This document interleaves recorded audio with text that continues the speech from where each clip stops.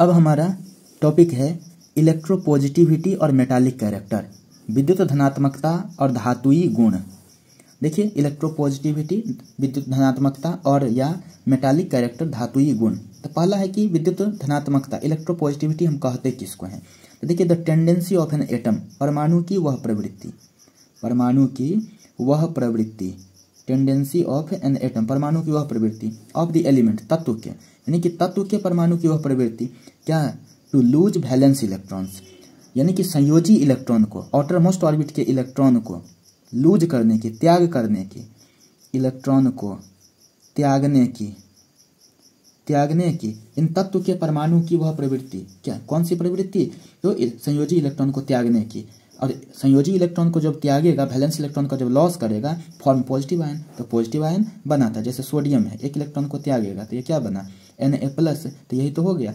Valence electron 2, 8, 1 होता है, तो यही वैलेंस इलेक्ट्रॉन है 1, तो इसको जो है त्याग दिया तो यह क्या बच गया? 2, 8 बच गया, और यह क्या बन गया? पॉजिटिव आयन बन गया। तो इसी टेंडेंसी को कहते हैं हम लोग इलेक्ट्रोपॉजिटिविटी।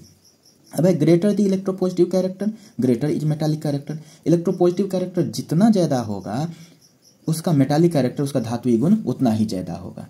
अब नेक्स्ट है electropositive character decreases in a period. जो पीरियड का मतलब क्या? जब लेफ्ट से राइट जाते हैं तो क्या होता है? इलेक्ट्रोपॉजिटिव कैरेक्टर इसका डिक्रीज करता है।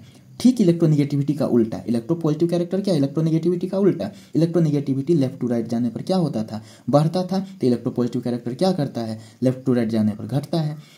ठीक है, व्हाइल जबकि increases in a group from top to bottom, लेकिन टॉप टू बॉटम आते हैं तो क्या होता है? मेटालिक कैरेक्टर या इलेक्ट्रोपॉजिटिव कैरेक्टर बढ़ता है।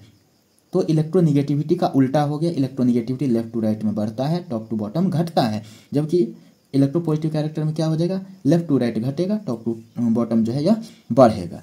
ये इसका जनरल ट्रेंड हो। अब देखिए, अल्कली मेटल्स जैसे लिथियम हो गया, सोडियम, पोटेशियम, ये सब क्या है? Alkali metals are the most electropositive. ये सब क्या है? मोस्ट इलेक्ट्रोपॉजिटिव है। And halogens are the least electropositive element in their respective period. Second period की अगर हम बात करते हैं तो कहाँ से? देखिए, तो लिथियम, बेरिलियम, बोरॉन, इसके बाद से कार्बन, नाइट्रोजन, ऑक्सीजन, फ्लोरीन। यहाँ पर देखिए यही हैलोजन है, इसमें सबसे ज़्यादा, ये सेकंड पीरियड की बात मैं कर रहा हूँ, सेकंड पीरियड एलिमेंट है। तो सेकंड पीरियड एलिमेंट में क्या है? कहा गया अल्कली मेटल आज आर क्या? Most electropositive. तो यही है अल्कली मेटल। देखिए, लिथियम, सोडियम, पोटेशियम में से तो सेकंड पीरियड का अल्कली मेटल कौन है? लिथियम है। तो यह क्या हो जाएगा? Most electropositive.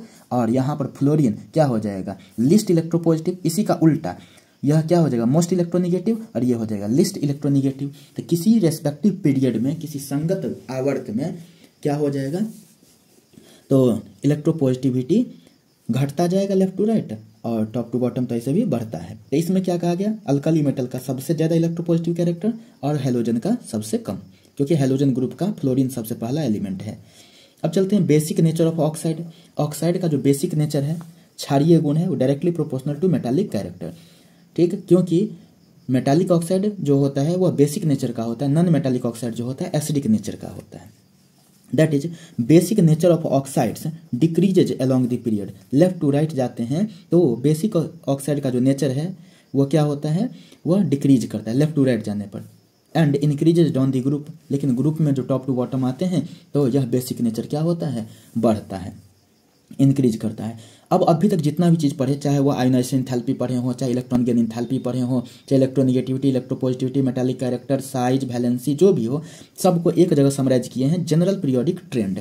अब देखिए यहाँ पर जैसे देखिए, तो किसी ग्रुप में टॉप टू बॉटम आ रहे हैं, तो तीर नीचे की तरफ आ रहा है, एरो नीचे की तरफ आ रहा है, मतलब क्या? इंक्रीज कर रहा है।